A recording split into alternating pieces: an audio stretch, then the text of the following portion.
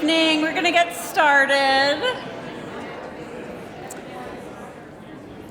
Ooh, and a hush rolls over the crowd. That was wonderful. I'm Mindy Zeitzer. I am chair of the board of the Jewish Federation. Thank you. Thank you for that applause. I just want to take a quick moment to welcome everybody to our 103rd annual meeting. Woo, yes, 103 is a big number. And thank you very much for being here. I know everybody is very much looking forward to hearing the results of our community study. Unfortunately, or fortunately, we do have a few business things that we need to take care of first. So, please be patient. We will get through these things quickly. They are important things, so I don't want to minimize them. So I'm going to just kick it right off, and I'm going to call up Rabbi Barry Cohen for a Devar.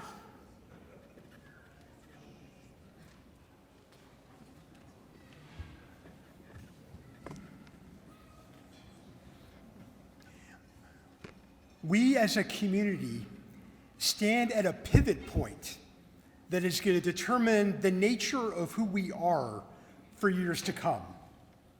We have all weathered COVID.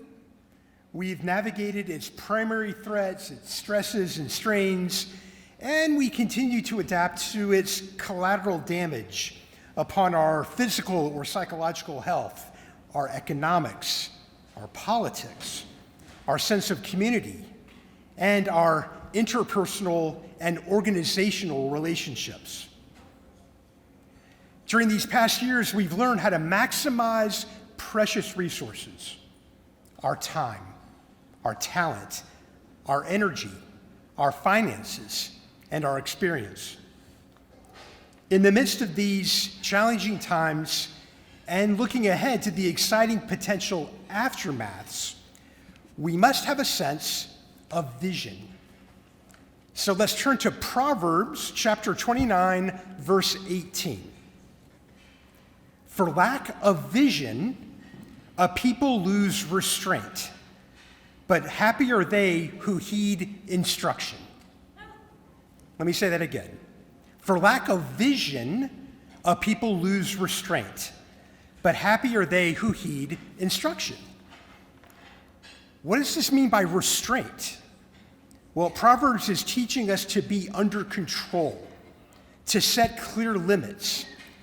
In addition, through restraint, we express discipline over our emotions, our thoughts, and our actions. We're aware of our biases and our preconceived notions. But where can we find the instruction of which Proverbs speaks? Well, we can acquire that from one another by sharing our wisdom, our experience, and our knowledge.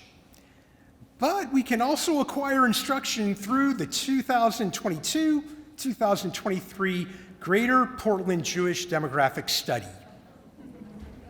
There's going to be wisdom here.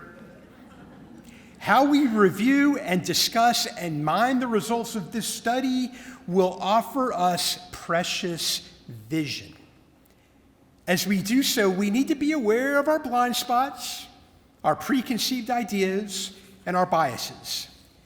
And we also must be curious. Curious is one of my favorite words. When we're curious, we ask questions. When we're curious, we're open to answers.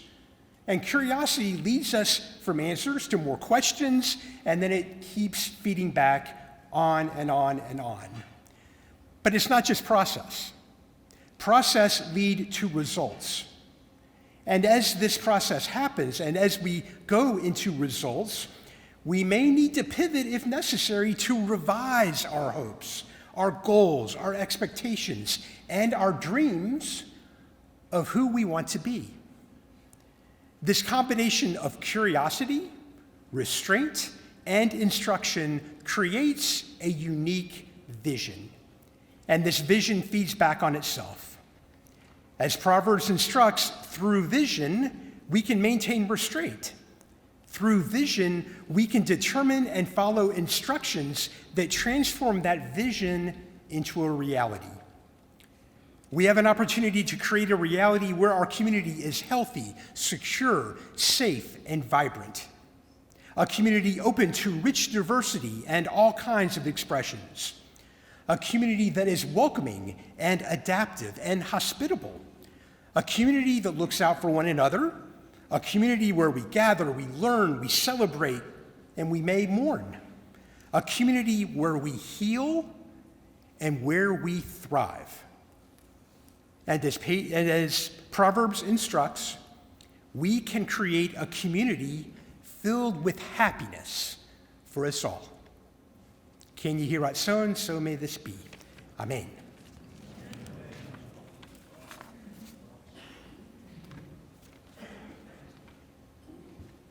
Yasher Koach, thank you, Rabbi. I'd now like to call up Lauren Goldstein, our past chair, who was chair of the nomination committee this year. Thank you, thank you. I think this is the honor that they give past chairs so that they stay out of the hair of the current chair, but it is quite an honor. Every time I follow Rabbi Cohen, I feel like there is a thread that is carried out into some of the conversation that we'll be having, both the bigger conversation tonight, but also as we take a look at our new board members. Curiosity, restraint, and vision equals a thriving Jewish community. And if you think about the passing of the torch from the old board members to the new, perhaps that's part of this tradition of making sure that we continually have new thinking, curiosity, and new perspectives on the board. So with that, thank you very much.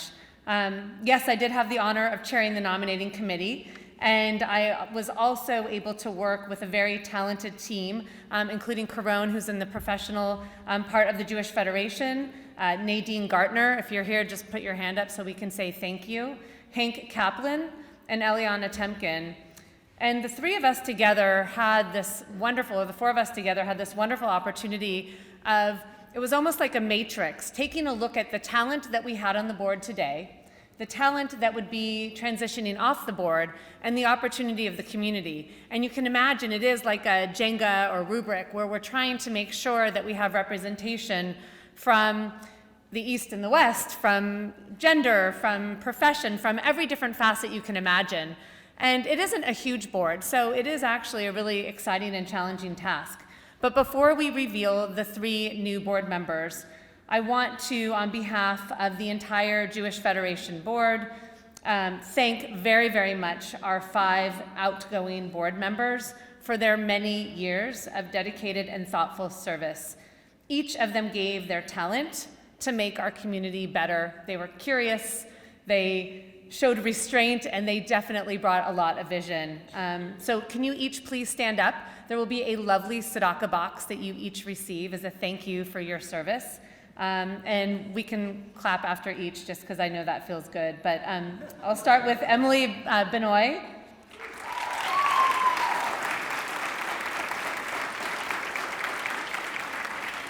Alan Montrose.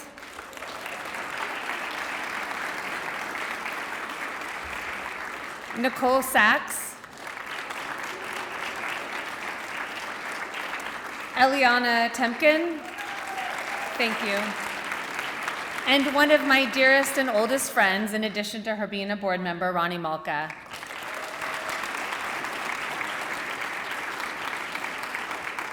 Thank you all so, so much. Again, your generosity to this community will be forever remembered. And yes, we will give you a tzedakah box so you can continue to carry your gifts forward. All right, so now really quickly back to who's next. We're excited to welcome 3 new board members who represent this cross-section that I shared. I'm going to start first with Rochelle Obitz. Is Rochelle here, please? Oh, hi. I had the pleasure of spending time with Rochelle in Israel last summer, which was wonderful. Rochelle is a 3rd-generation Portlander. She and her husband, Chef Ryan, can make their home in Clark County. Rochelle is a mental health therapist, cat mom, friend, wife, daughter, and gardener. Her Jewish community accomplishments and highlights include former Moishe House resident, Pathways alum, soon-to-be Wexner Heritage Program alum, and current Federation Allocations Committee member. So you definitely come well-equipped. She's excited to return to the Federation board after stepping away for a few years. Thank you, thank you, thank you. We're thrilled to have you.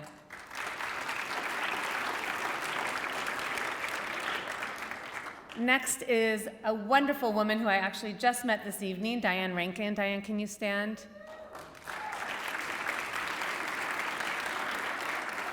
Diane is the Senior Vice President and Senior Wealth Strategist at Northern Trust and is new to the Portland Jewish community, having moved here from Southern California in 2021 to open up the Portland office of her firm. In her role at Northern Trust, she serves as the quarterback of the wealth management team, focused on money management and estate planning.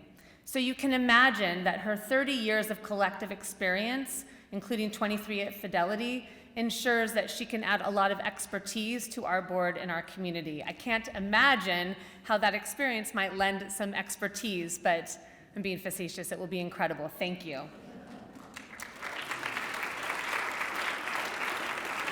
I'm not done yet. She's a member of the Federation's Women Giving Circle and recently returned from the 75th community trip to Israel with the Jewish Federation. Diane and her husband, Herb, have grown 2 daughters and 5 young grandchildren. She's a weekend golfer, avid reader, average bridge player, and certainly an expert musician, having spent her first 13 years playing professionally. Welcome, Diane.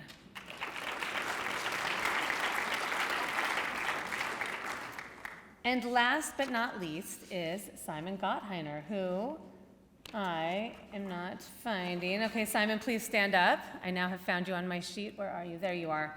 All right, so last but not least, because in the business world we have this thing called a boomerang, and Simon is a boomeranger. It means you left and then you came back. So Simon has been an active board member for many, many years and is now coming back to the board as the treasurer. But if we take a look at Simon's professional side, he began his career at Intel, and after 12 years of working in various sales and marketing positions, he joined his wife and my dear friend, Janine, and his sister-in-law and other dear friend, Lee Lazarus, at the Presentation Company, where he's leading sales for their rapidly growing business. Simon moved to Portland in 2004, and if I'm not mistaken, shortly thereafter met Janine on JDate? Okay, ish. Anyway, and immediately started building our active Jewish community. That's included numerous roles with the Jewish Federation, including chairing allocations and taking on various leadership roles as a member of the board. Over the last 2 years, Simon has also been part of the Wexner program here in Portland, which is helping further cultivate Jewish community leaders. You will likely find Simon busily raising his 3 children, Ava, Hadley, and Liam, ages 13, 11, and 6 years old. He'll also be celebrating his daughter's bat mitzvah this summer. When he's not wrangling children, you will also find him enjoying Portland's food scene, hiking, riding, and generally enjoying the Pacific Northwest. Simon, welcome. We are thrilled to have you back. Thank you to our departing board members, and welcome to the new board members. We're so thrilled.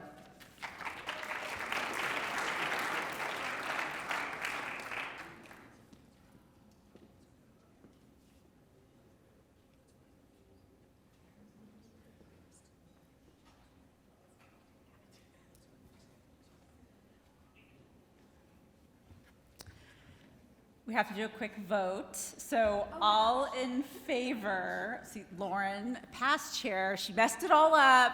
No, I'm just kidding. I'm kidding. I got this. Kidding, Lauren. All right, we do need to do a quick vote of our new board members. So all in favor?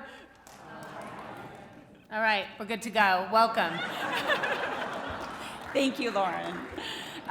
Thank you for chairing this committee. Thank you for the members on this committee helping to select a fabulous board to work with for the next year. And thank you for the hard work of those outgoing board members as well. I'd like to now call up Jody Freed, who is she chaired this year's Lori Rogaway Award Selection Committee. And so I'd like to call her up to talk about that.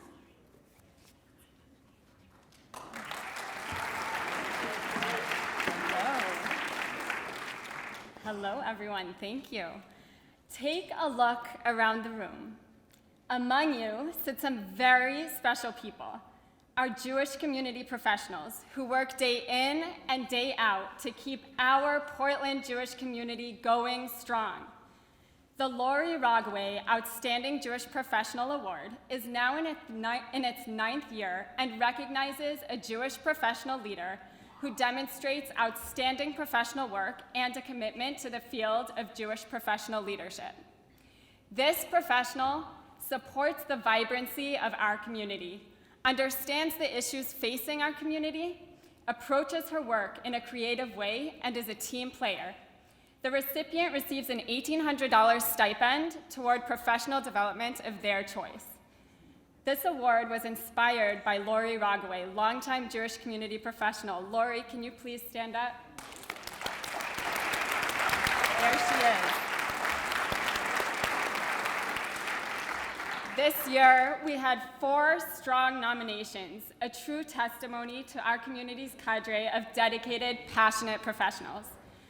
Appreciation to our thoughtful and diverse committee, Eliana Temkin, Karen Blauer, Sarah Howard, Sonia Marie Lakem, Mark Meyer, Rachel Nelson, and last year's recipient, Missy Fry.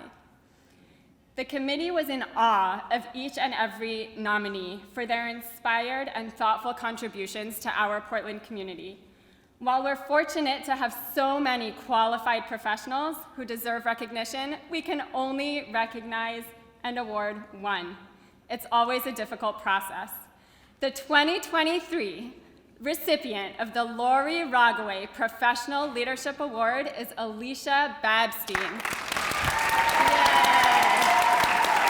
Now,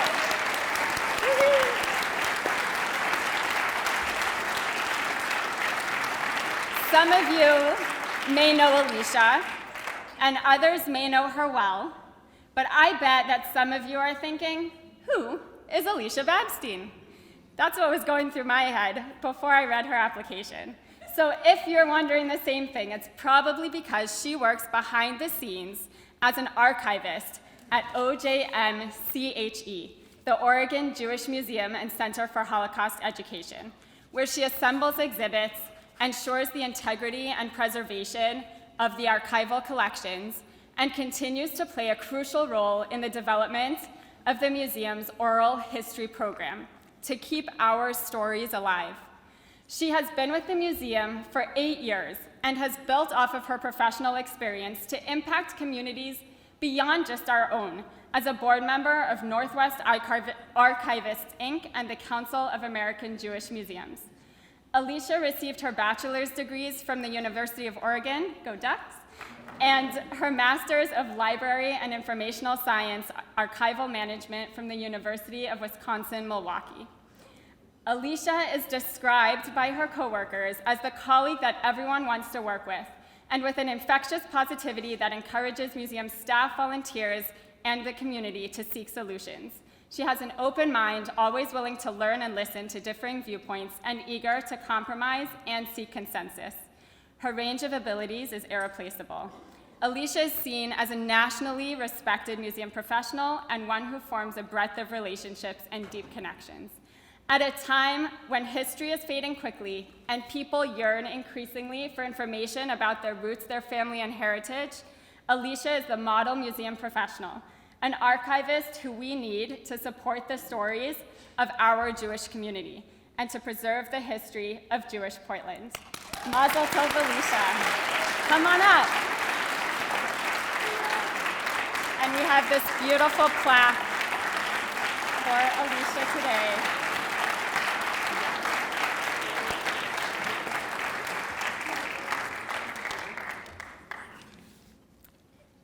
Thank you.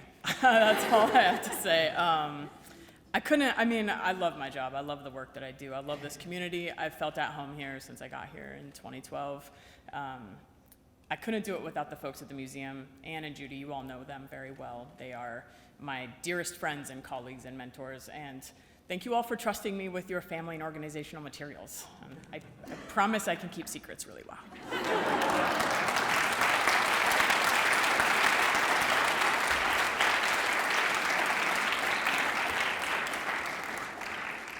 Congratulations, Alicia, and thank you, Jody, and the whole committee for selecting such a wonderful recipient of the award.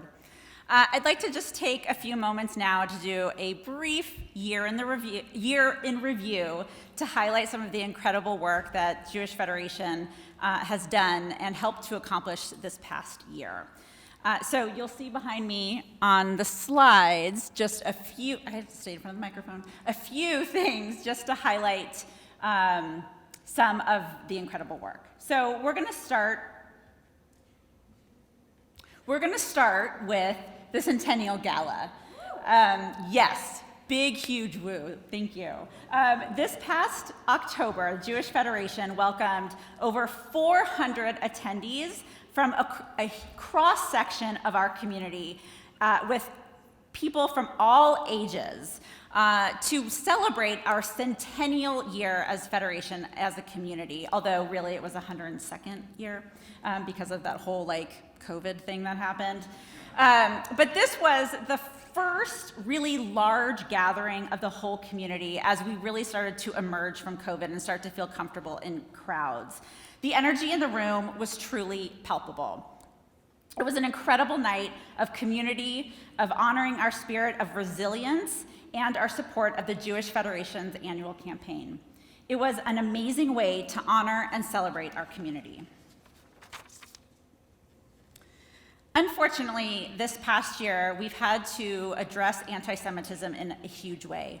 As many of us know, there's been an alarming rise in anti-Semitism. So to help combat this and the lack of knowledge of anti-Semitism in our community, our Jewish Community Relations Council, or also known as our JCRC, has held several professional development training workshops across Oregon and with the FBI. The JCRC is also working directly with several local schools, administrators, and teachers where an uptick in anti-Semitism has been occurring. These actions have helped the schools and organizations more effectively address hate across all forms of hate. Thank you to Hank Kaplan, chair of the JCRC, and our longtime JCRC director, Bob Hornstein.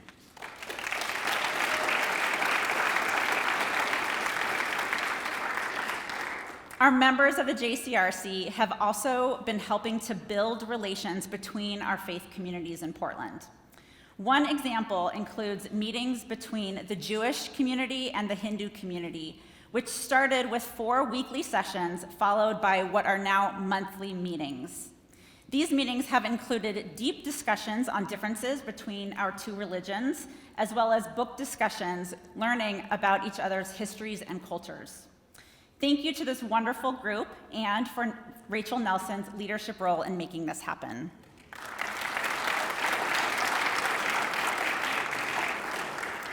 The Wexner Program.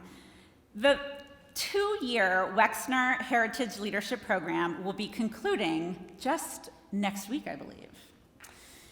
20 local community participants have had the opportunity to learn from incredible scholars and travel to Israel together as a group as part of the preeminent Jewish leadership program in the world. We truly are looking forward to seeing the leadership roles that each of these individuals take in our community over the years ahead. As a side note, I'm also looking forward to getting my husband back on Tuesday nights.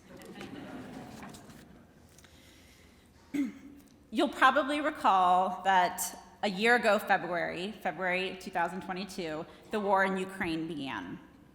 Since that time, the Jewish Federation has raised over $650,000 to support refugees fleeing Ukraine, as well as families who have come to Portland.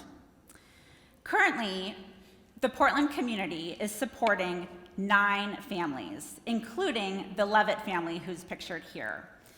This is in partnership with the Jewish Federation and with Jewish Family and Child Services, 2 Welcome Circles at Neve Shalom and Shir Tikva, as well as several independent community members.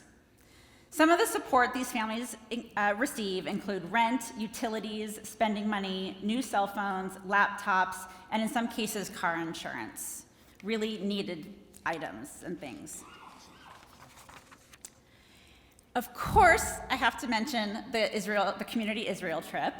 So, hooray, that was an amazing experience.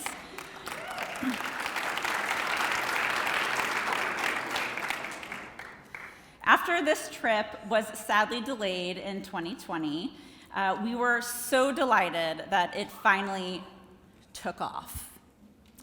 More than 200 people had an incredible experience in Israel this past March. More than half of them had never been to Israel before. This is, as my boys would say, W. This is a big win. Getting people who had never been to Israel before there is a truly moving experience.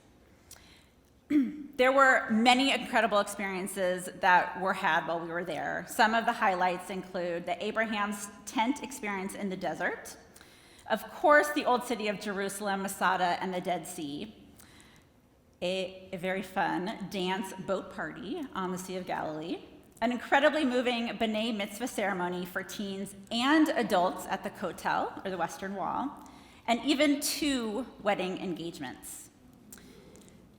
Pretty amazing.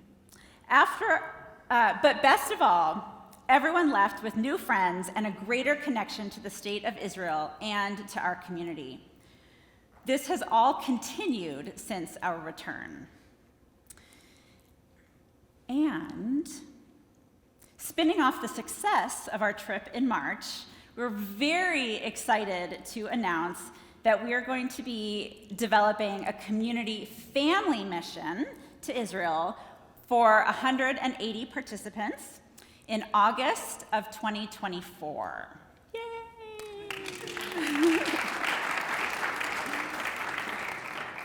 There will be more information coming up about that trip over the next few weeks.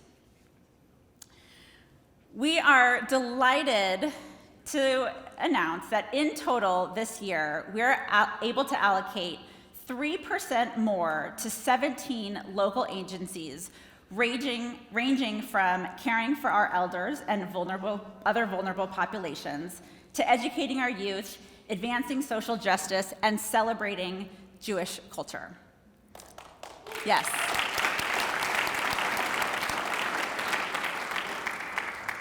Our community should be so proud of its support for a diverse array of organizations enriching Jewish life across Greater Portland. I'd like to thank Rich Meyer, chair of our allocations committee, the committee as a whole, and Caron Blau-Rothstein, our lead professional, who truly worked tirelessly to make very difficult decisions. Thank you.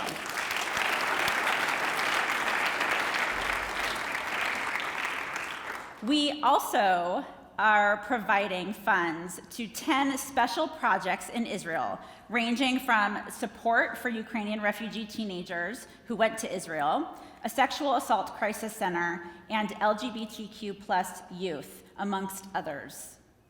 I want to thank Yafit Heyman, who chaired the Overseas Special Projects Committee, along with Bob Hornstein, who helped to vet these special projects.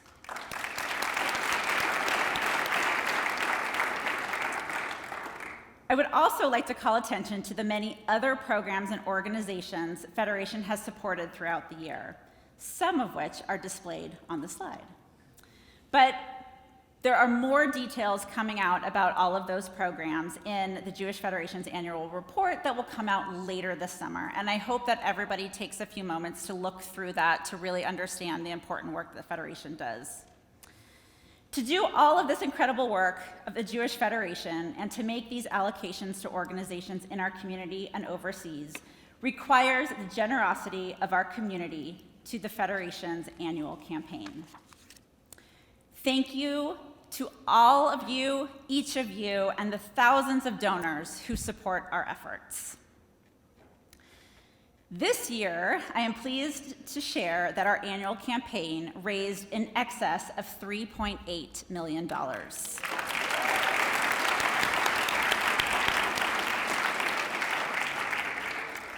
To do this requires leadership. Jess Zutz-Hilbert, our campaign chair, has done an amazing job leading this effort.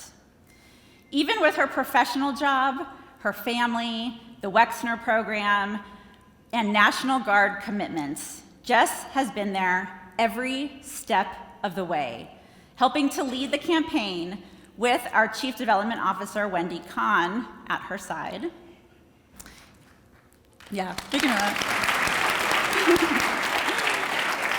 Take a look at Jess's smile up there. It's huge, right? It's an amazing smile. And this smile embodies her excitement, commitment, and her motivation to be a leader, her willingness to step up when asked, and a confidence that embodies her every move. Jess is also a team player, and better yet, a fabulous coach. She understands that no committee, board, event, or campaign goal can be reached alone. Reaching goals takes a team, an understanding, and a commitment to work together toward a common goal. Jess?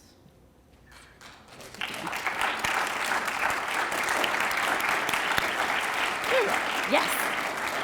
Please approach the podium.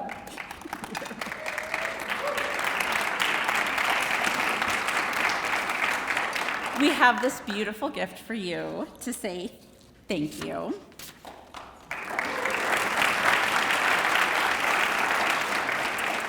I'm just going to read a quick little note about it from the artist.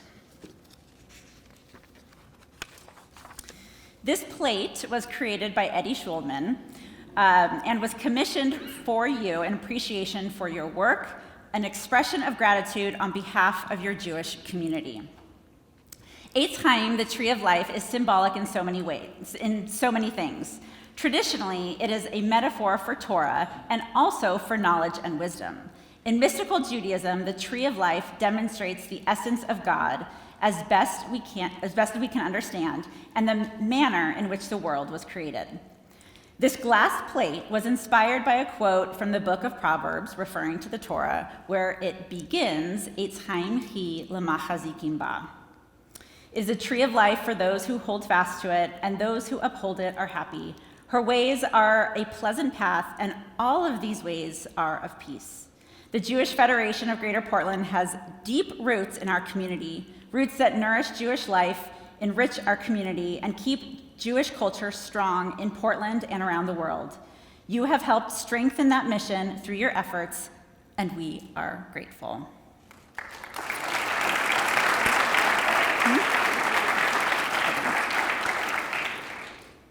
Jess, thank you for all your hard work and commitment and time you've given to this community.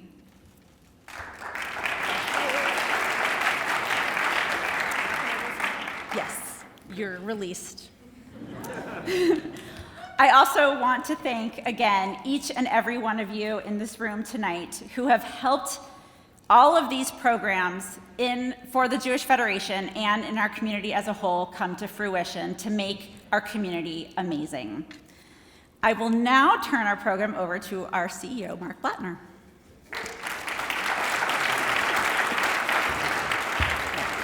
Evening, everybody. Thank you very much. And hopefully we can get to the important part of the evening, which is the community study that I know many of you want to hear. But everything you heard before is even more important because of the special people who do the work that we do. And we're going to talk about that in a second. So you heard all the good news. What I want to share with you is none of this could have happened without the incredible leadership of the Jewish Federation's governing board, with Mindy Zeitzer as the chair. It's me. I have the clicker now, so I have to make sure I'm doing this right. These 19 outstanding individuals place community first in everything that they do. It's not always easy, but this group does it with thoughtfulness and true commitment to the Jewish community at large. And I must single out my partner, Mindy Zeitzer, our chair of the board. Despite her full-time teaching career, she's always available to think through community challenges and to be a resource. She previously served as our campaign chair and our allocations chair, so she understands the full impact and breadth of our work in Jewish Portland. She leads by example and great insight. I look forward to the next year working together. And of course, thank you to Emily, Ronnie, Alan, Nicole, and Eliana, who just completed their term. We're grateful for your service, and we look forward to working with Diane, Simon, and Rochelle in the years ahead. I also want to thank the small and mighty professional team at the Jewish Federation. To be honest, they make my work easy. Moreover, they make our Jewish community better. I could say more, but I hope they know how I feel about them every single day. I'd like to ask them to please stand and really just be recognized by everybody in this room for the incredible things that they make happen.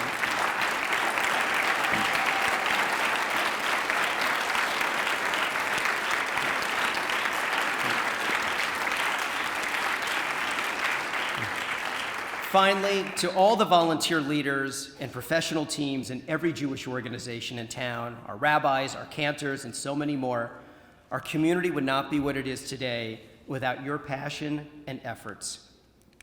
Now to some fun stuff.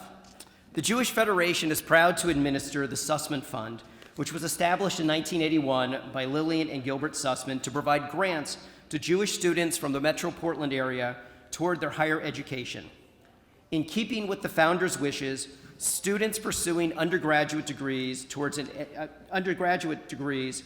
and an accredited college or university in the United States are eligible. Awards are given typically to 2 to 5 people per year in the range of $1,000 to $1,800. This year's recipients are Shia Kozak, who will be attending Middlebury College, Ayla Mitchell, who will be attending Lewis and Clark College, Talia Wexler, who's going to the University of Southern California, and Ruthie Zeidman, who will be attending Chapman University. We wish all of them the best in their college experiences. Now for something super special. I'd like to ask Deb Moon to please come forward.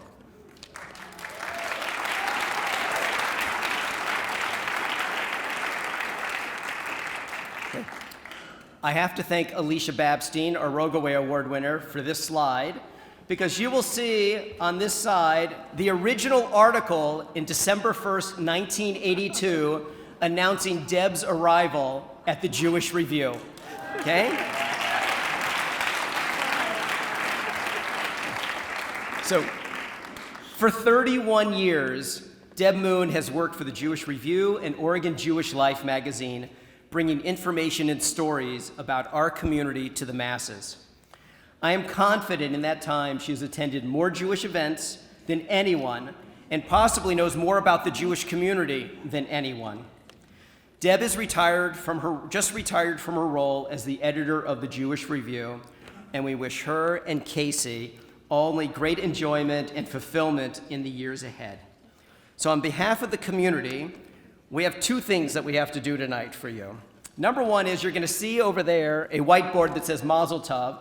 On your way out tonight, sign it for her and send a little special message so Deb has that. And Deb, secondly, stay right here.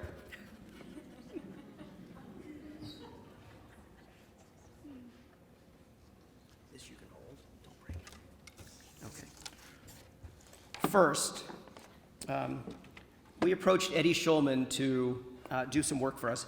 And the first thing is she made this beautiful frame with Deb's article in the frame. And so, Deb, this is one keepsake for you. But secondly, a little better, is that we created she created for you this. And I'll hold it up, and you have to be, it's very hard to see, not hard to see, but I will explain what this is, okay? She calls it cycling. And as you may know, Deb is an enormous fan of cycling and a cyclist herself. Fun. That's our blessing for you. We wish you fun because you deserve it. It is said that there are 4 basic functions of a newspaper: to inform, to interpret the news, to provide a service to readers, and to entertain. That may be true, but under your leadership, the Jewish Review became much more than that. Most essentially, you, through your writing, invited us to feel like we are part of this Jewish community. The Jewish Review did not just report the news, it allowed us to feel connected in warm and personal ways. Your community loves you and wants you to know that we are grateful. So this mast, named Cycling, which is made with bike parts. I don't know if you can tell from where you are with the chain and sockets or whatever, and a pencil. This is a little Jewish Review hanging from the side, okay? And these are keys from a keyboard. Okay, that's what those are. This mass named Cycling was commissioned for you to mark and celebrate your retirement. Your passion for cycling is well known, and cycling can take on many meanings. It can be defined as a long period of time, a recurring succession of events, and of course, riding a bicycle. They all apply to you, as the repetitive rhythms of your life are about to shift. Every 2 weeks, the next issue of the Jewish Review had to go out. We hope this Mass makes you smile and bolsters your determination to get out there and ride. You are a woman of words, so it might interest you to learn that there is no specific word in Yiddish or Hebrew for fun. We have words for joy and satisfaction and a pleasure. Apparently, the word fun first appeared in English in the 18th century and was still far from widespread by the middle of that century. Fun is actually a relatively new concept. But here's the Jewish connection straight from Rebbe Nachman of Broslov. He used the word joy, but fun works too.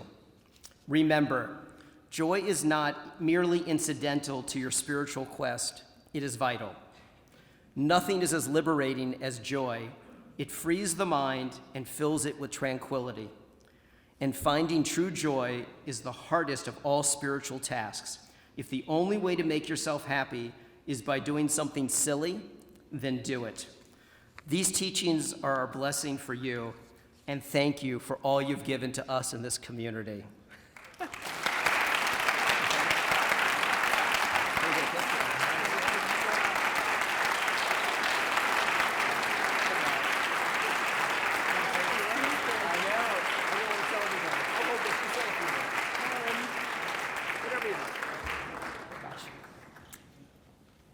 I don't quite know what to say. I'm really honored. That's beautiful, and I can't tell you how much I have enjoyed the last 31 years. It has been such a pleasure to be part of this community and to get to know so many of you, and I hope to continue to know many of you as we move forward. Thank you.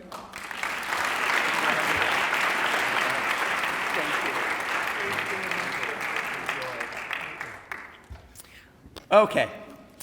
And I also want to introduce, he's over there, but Rockne Roll is our new editor of the Jewish Review. And so we welcome him, and his wife Emily is here, and we're glad to have you as part of the team. All right, so now the reason for many of you are here tonight, which is the results of our community study. So the question is, part of it is, do we really understand who our community is? Where do people live? What are we doing? What are people's interests, attitudes, etc.? So what we want to do is, instead of working off anecdotes, we wanted data. So I'm grateful to these individuals and foundations who were supportive of funding this Jewish community study. These are not inexpensive things to do at the level that we did it, but we are grateful to this committee who helped to participate. In addition, we had a small committee work through the request for proposal process, and that is how we determined to come to Brandeis University to do the study, which I'll talk about in a second. And then we put together a technical advisory committee of people with expertise in the area of surveys, data collection, etc., to help to actually develop the questionnaire survey that was used in the study. Okay, we'll get to that in a second. So I want to know how many in this room got called for the survey or contacted for the survey. Okay, there we go. That's part one. Part two is, one of the first questions people ask on the survey is how many Jews are there in Portland? So I'd like to know how many people think there are less than 10,000 Jews, less than 20,000 Jews, less than 30,000 Jews, okay, less than 40,000 Jews, less than 50,000 Jews, okay, less than 60,000 Jews. Okay, so, all right, so a little bit between 40 and 60. Okay, well, we'll find out in a second. So I want to say a couple of very quick things. Number one is Brandeis did a phenomenal job, and you'll hear from Dr. Len Sachs in a second, but Matt Boxer was our partner from Brandeis University who worked hand in hand with us and was really a remarkable resource and really educated us tremendously about the study. Number two is the study that you're going to hear tonight is for the greater Portland metro area, which goes up to Cowlitz County in Washington down basically to Salem area, okay, but not including Salem. We then did a second study, a smaller study, that goes from Salem and the Willamette Valley all the way down to Lane County. That is a separate study, and those results are being shared with the Eugene community and the Willamette Valley community tomorrow night, okay? All of this, every bit of the data that you will hear, and you're not going to hear it all tonight, but the pieces you hear tonight and more will be live on our website by Thursday night. Okay, the link will be in the Jewish Review and in my Friday's Mark's Remarks, and you can read anything and everything you want to do about the study. It's 120 pages long, and it's got a lot of detail and a lot of information. Two last things. There's always the, wow, that's really interesting on the study, but the most important thing is what do we do with this information? And number two is oftentimes that there's data on there that you're like, wait, that doesn't make sense, I don't agree with that, then people want to dismiss the study. Okay? The study is the study, the data is the data. There is no better data that we've ever had on our Jewish community than what you're going to see today. And Brandeis is a leader in that field, doing over 25 Jewish community studies in just the past 15 years. They carefully thought out a methodology, and if you read the report, you can read all about those details. So without further ado, let me invite Dr. Leonard Sachs, the Klutznick Professor of Contemporary Jewish Studies, who directs the Cohen Center for Modern Jewish Studies and the Steinhardt Social Research Institute at Brandeis University. So let him get plugged in.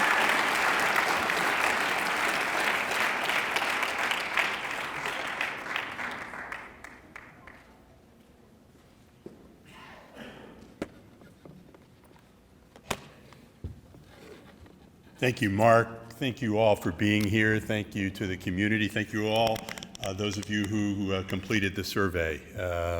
You made what I'm going to talk about possible. So I can't promise kef ma'od. I can't promise lots of fun, but I hope I will stimulate conversation and tonight begin a conversation with you about how to make this community, this extraordinary community, an even stronger community. So,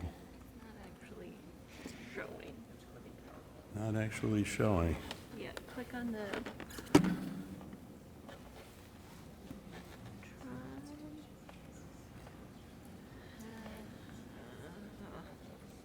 Okay, hold on. There we go. Okay. Don't ask me why. Anyway, there we go. Just two pieces of kavanah, two pieces of sort of direction, intentionality for you to think about this. And real quickly, we're in the midst of reading Sefer Bamidbar, the part of the Bible that talks about censuses. And there are two, there we go. Now I lost it here. So it's on PC screen only. Huh? If you try.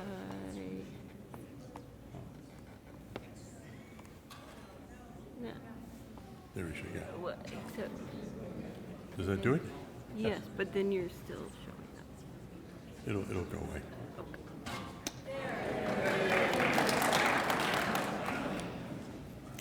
I don't know what the prayer is for a PC, but maybe we should go up to Microsoft and they have the solution. In any event, two things I wanted you to keep in mind. One is it's why do we do a community survey? And we do it for the same purpose that our tradition tells us to do it. One, to figure out what our resources are, what our strength is, what our challenges are, to plan better. There are several parts of Sefer Bamidbar which talk about that. But the second piece is that our tradition teaches that counting people, understanding our strength, is a way that we give our people pride. And we want to do it in a way that honors the individuals, honors their stories. So I'm going to give you lots of facts and figures, and I'm going to give a little bit of a narrative around those facts and figures.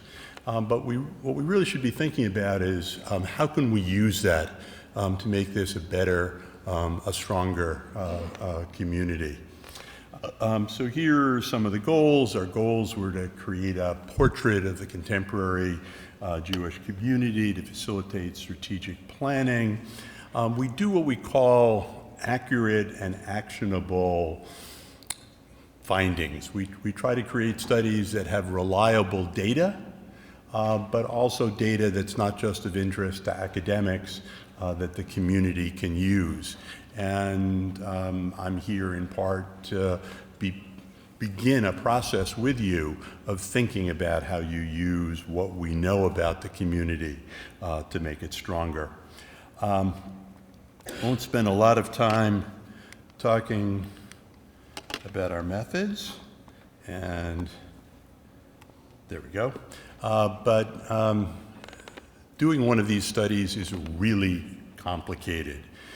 We have to talk to a relatively small group of people and represent the views of everybody, and we have to find a way to do it in a representative way. So we use all sorts of methods, essentially multiple methods, and we use some fancy statistical procedures to represent the entire community by our interviews with a subset. In this case, we had about 2,500 interviews, some done on the phone, some done through internet surveys.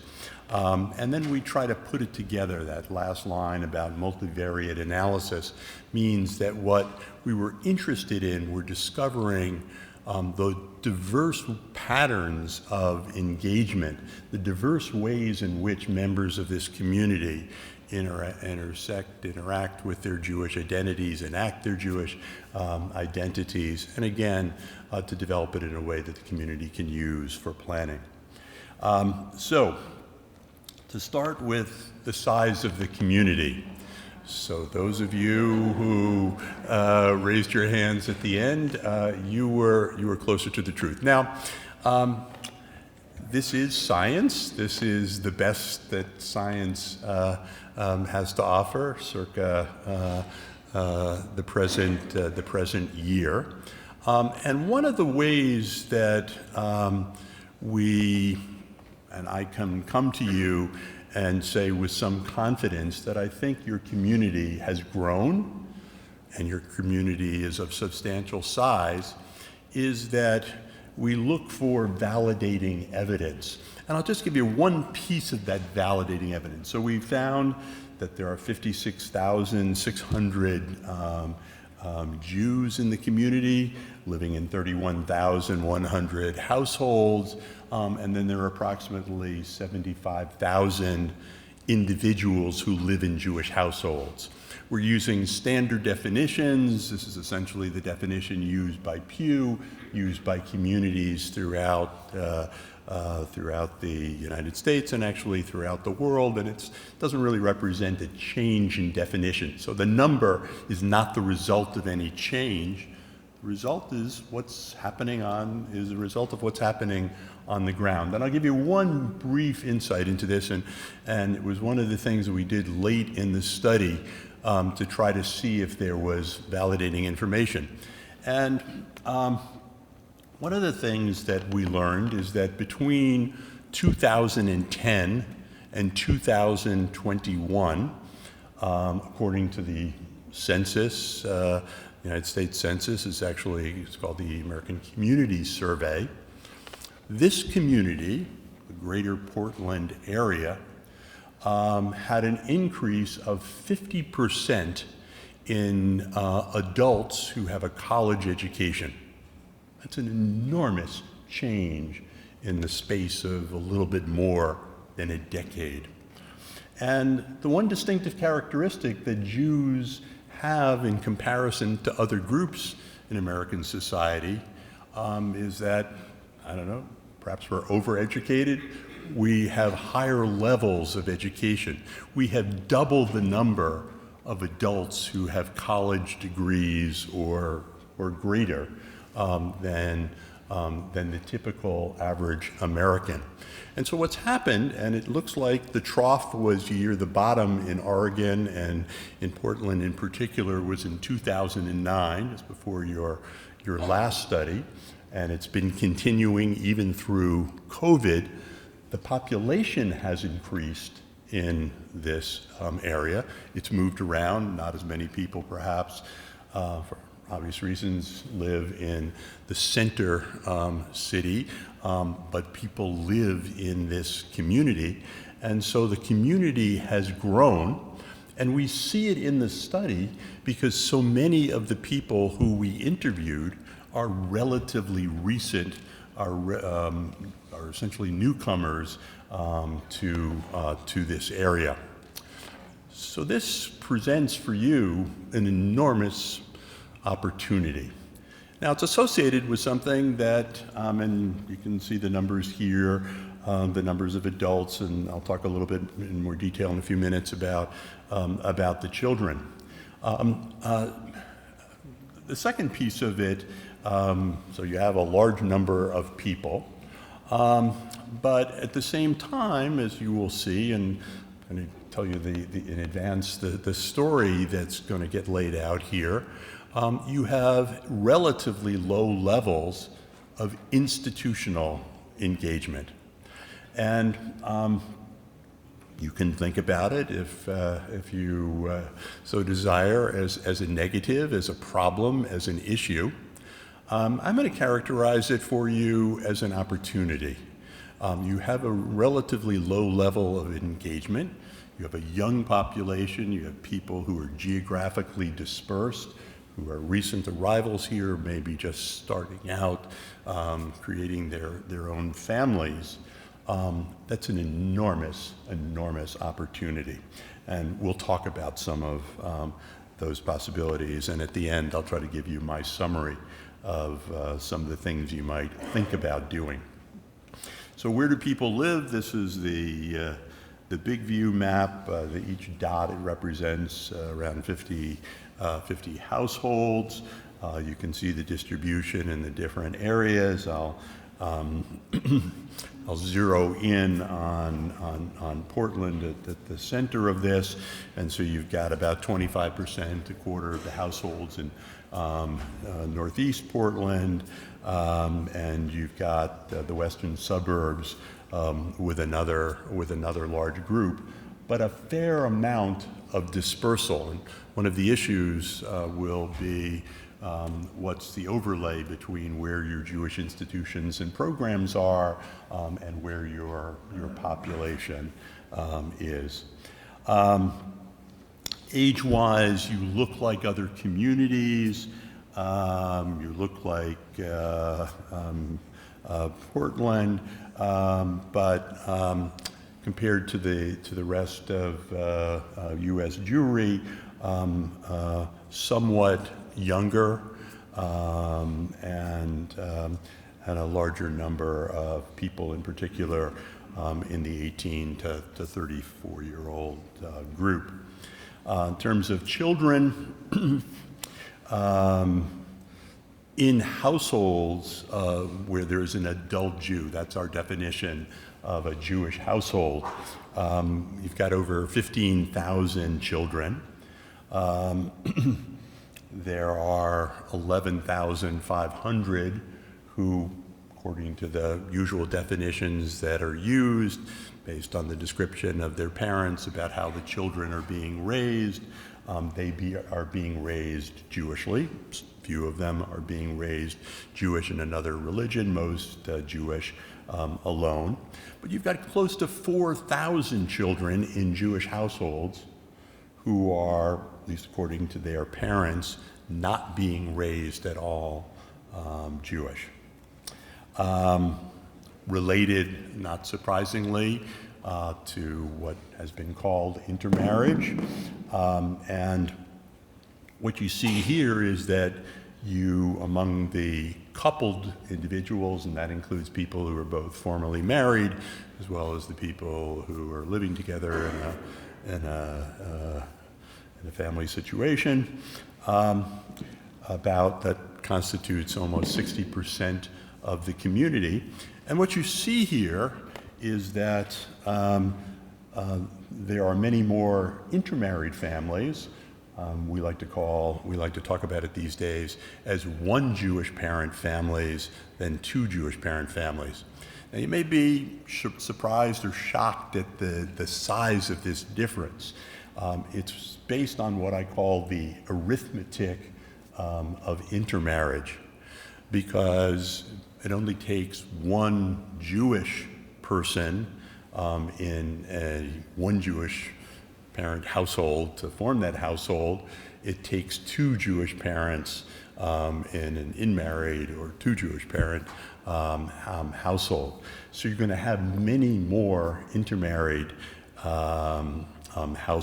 And you're going to have many more children of intermarried, one Jewish parent households. What is the question? What is the underlying issue? The underlying issue is what happens to these children? Do they get raised? Do they get exposed to Judaism? Do they become part of Am Yisrael? Do they become part of the Jewish people? And I won't go into a lengthy historical analysis here, but one of the things that we know now about the American Jewish community and what's happened to it in the last generation or two is that beginning in 1981, at which point the first millennials were born, beginning in 1981, children who came out of one Jewish parent families were more likely than not to identify as Jews when they became adults. Before 1981, maybe 30% of the children of one Jewish parent would identify when they turned 18 as Jewish. For the generation after 1981, the ones that came of age around the turn of the century, around the millennium, it went to 60%, and it's now probably 65%. Huge, huge change. And one of the important things about this change is that it happened because of policy decisions made by institutions in the Jewish world, meaning that it didn't just happen. It didn't, the sun didn't change, the economy didn't fundamentally change. It's a decision of the community to put its resources in educating a whole generation. And clearly here in Portland, given the numbers of one Jewish parent families, that issue is now ever more important. I would love to take questions, but I know it's late, and so I'll just work through this, and then at the end, if Mark will give me a blessing and give me a couple minutes, I'll take questions. In any event, this is the breakdown of what happens in families with one Jewish parent, two Jewish parents. For the two Jewish parent homes, almost all, universally, of the children are considered and are raised Jewish. An intermarried household, it is high. 60% is really extraordinary. 60% is greater than 50%. That means that the population is going to increase. Another group are getting, of those children of intermarriage, are getting exposure to multiple religions. And a fair number, though, are getting no religion at all. It's not like Judaism is in competition with other religions. Judaism is in, and religion is in competition, if you will, with no religion. Just real quickly, engagement. So one of the measures that we have that indicates the institutional disconnect of these newcomers and many in the community is that compared to other communities, you have a relatively low rate of household synagogue affiliation. 20%. The national number is closer to 35%. At the same time, and this is the bottom of the slide, it's not like people aren't interested in Judaism. People are just going to synagogues. They're just not becoming members of synagogues. Not everybody. You'll see about that in a moment. But there's a disconnect here, if you will, between the membership and the actual participation, even in Jewish ritual services. Because everybody shows these things, people are interested. Here are the numbers of people by denomination. And one of the proportions of people who are Orthodox, Conservative, Reform are relatively similar to not the absolute numbers, but the relative numbers in other national data. You can see that on the right-hand side. But the key issue here is that you have the majority of people, of adult Jews in Portland, saying that they don't identify with a denomination. And I'll show you how we're trying to deal with that. And I'll show it to you now. We call it the Index of Jewish Engagement. So what we've said is, okay, people don't want a label. People don't want to be called one thing or another. But in fact, we can see what they do.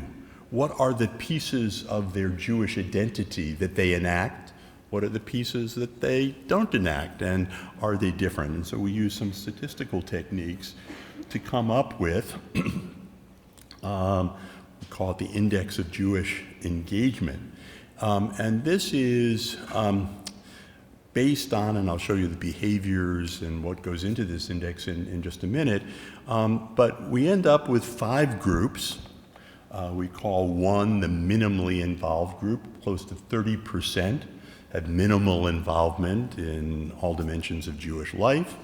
At the other end, there's an immersed group, and they're involved in ritual, they're involved in communal activities, they're involved in Jewish culture, they're involved in home life.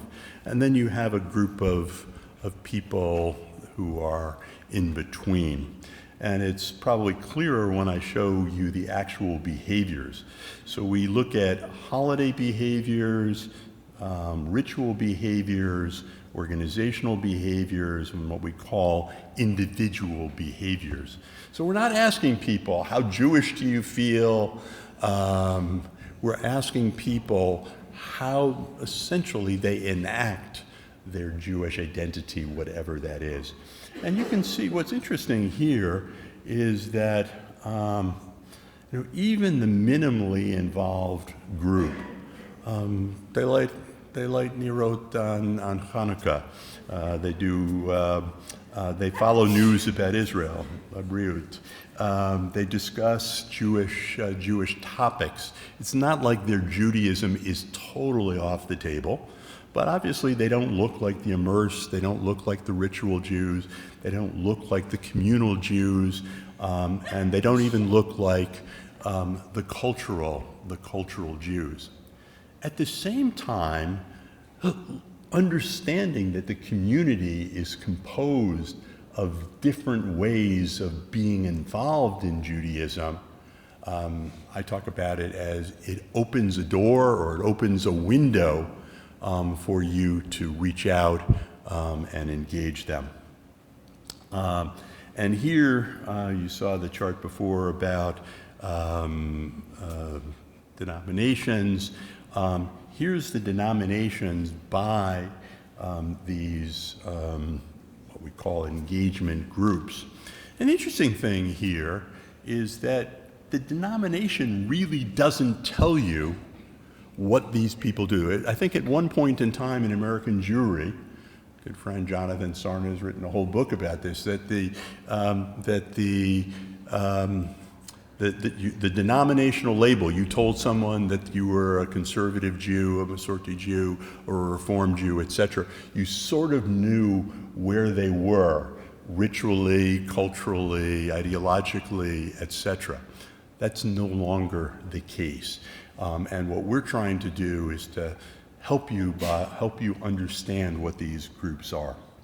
So a couple things quickly, and There's a 129-page report and a 200-page appendix. You can study this later. I'm just trying to give you some of the highlights here. So as I said before, only about 1 out of 5 households in the community are congregational members. And it is one of the most important pieces that distinguishes these groups. What's interesting is that you have 2 groups, the communal and the immersed group, where you have very high proportions of people being synagogue members. But you have, even in the ritual group and the cultural group, much lower levels of synagogue membership. But it doesn't mean that they don't do anything or that they don't think of themselves as Jewish. And we think that's important. These are some data about rituals. Even the most secular, even the most minimally connected Jew, for whatever reason, Hanukkah, maybe they have 8 chances to take part in it. They do it. But again, what we're finding is that people are not institutionally connected, but they're not totally disconnected, and that's really, really important. Here's some of the institutional stuff, and this is, first of all, with kids. You have low levels of children being involved in formal Jewish schools, part-time schools, day schools.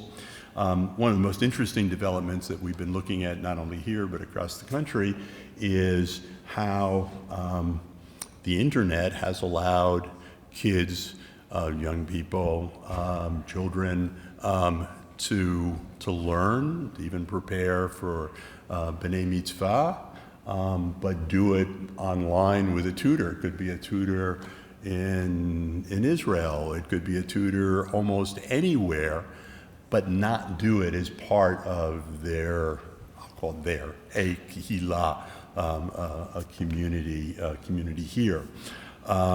You have a relatively low level of involvement. Close to 90% of eligible children are not in Jewish ECE, early childhood education.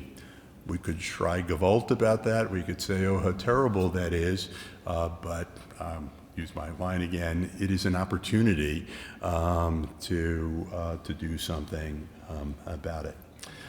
Jewish philanthropy, somewhat lower level of Jewish philanthropy in other places than in other places, and I think it has to do both with the Jewish community, but it also has to do with the culture of Oregon, of this part of the world. One of the things, and I'm just picking out stuff that I thought might be of interest, there's been a lot of discussion, and it seems particularly important in this community, given that you have so many newcomers coming to the area. You've had so many people who are recent arrivals, who don't have generations of family here, don't have experience here. Are they welcomed? Well, very few people don't feel unwelcomed, and many people do feel welcomed when they choose to take advantage of it. What we see, though, and actually, I'm going to skip to what are the limiting conditions to, what are the barriers to participation in Jewish life. And basically, people said to us they hadn't found their niche. They hadn't found something that was of interest to them. Some of it just logistics, the area, traffic, what have you. One of the things that interests me is that their lack of confidence in their Jewish knowledge, their fear of being in a Jewish setting where they don't say or do the right thing. And someone asked me earlier today, well, that's not a correct perception. Can't we just get them to think right, that the community doesn't care? And I said, I'm a psychologist, a social psychologist, and in my business, perception is reality. And in fact people, if they feel that, then it is real.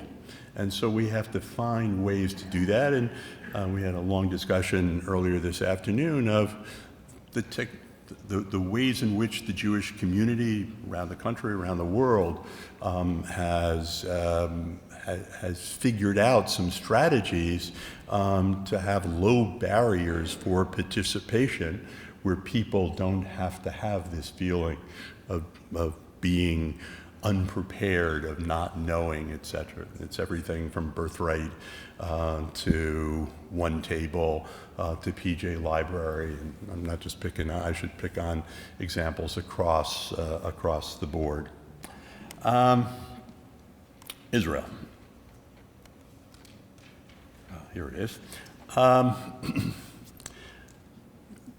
Relative to other communities, a slightly lower level of what we consider the key measure of attachment, when you just ask people how emotionally attached are you to Israel. Only about slightly less than half feel either somewhat or very attached to Israel. But what's interesting here is that half of Jewish adults have been to Israel at least once. Many, by the way, are young people who've gone on Birthright. There are even a relatively large group of among the people who've gone, who've lived in Israel. And many follow news about Israel. They also have views that are all across the board about Israel. From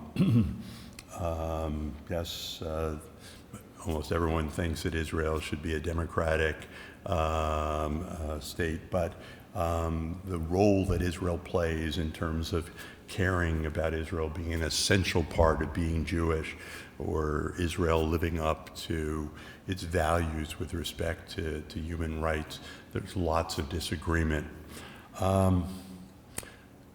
Tell me an issue in the Jewish community, tell me a Jewish text about which there's not disagreement. Disagreement is part of who the stiff-necked people that B'nai Yisrael are about, and we'll talk in a moment about what might be done about that. It was really quite wonderful to see the pictures of the 75th mission and to hear about the plans for the family trip next year. We also did, just working quickly through this, some analyses of what has traditionally been called poverty, but it turns out, and if you look at the right side of the slide,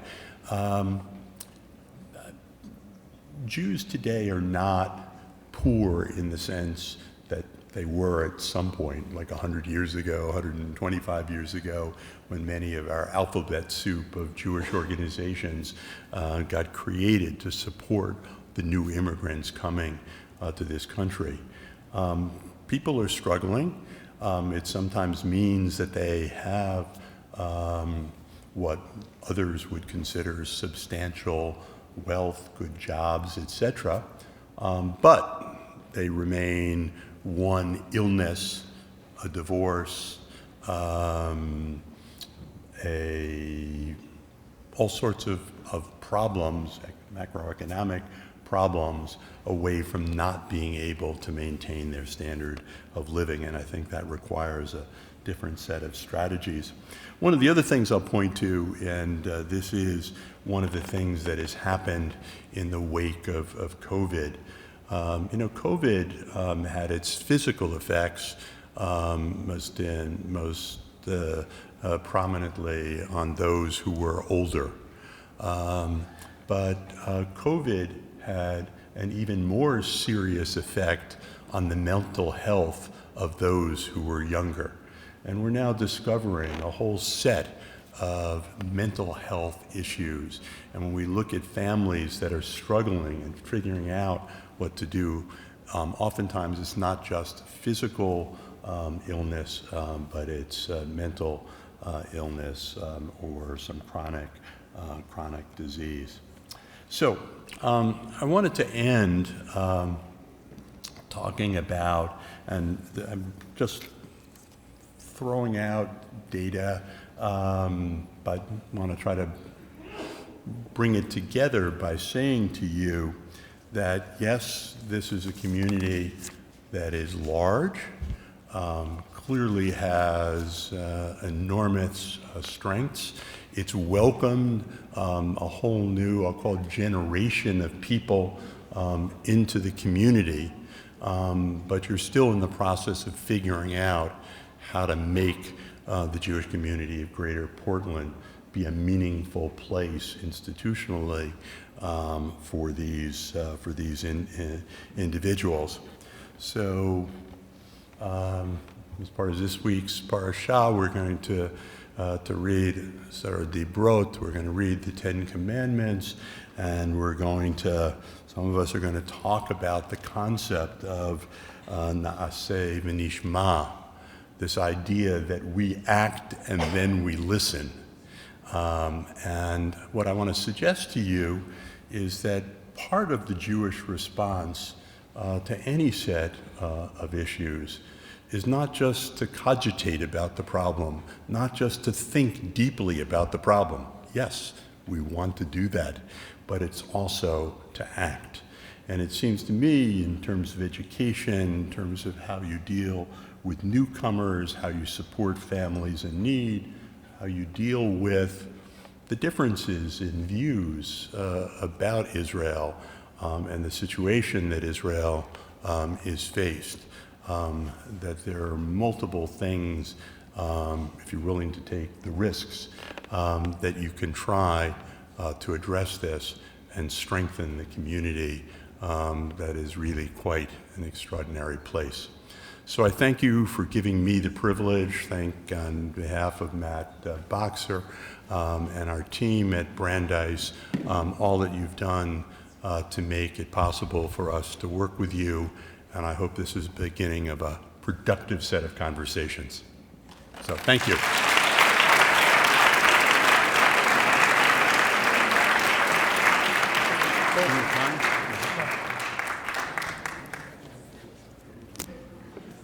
You're a little taller than me. Thank you very much for your presentation. That was such an incredible wealth of information, I think, eye-opening to all of us as a community. We're not going to do a Q&A right now, but please know that Dr. Sachs will be up here if you have questions and would like to discuss with him. Also, this was really just a small snapshot of the whole report. So again, that whole report is coming out later this week. Mark's remarks, it'll be in the Jewish Review. That report also includes percentage of Jews in our community with body art, or Jewish body art. So fun information also. So again, thank you very much.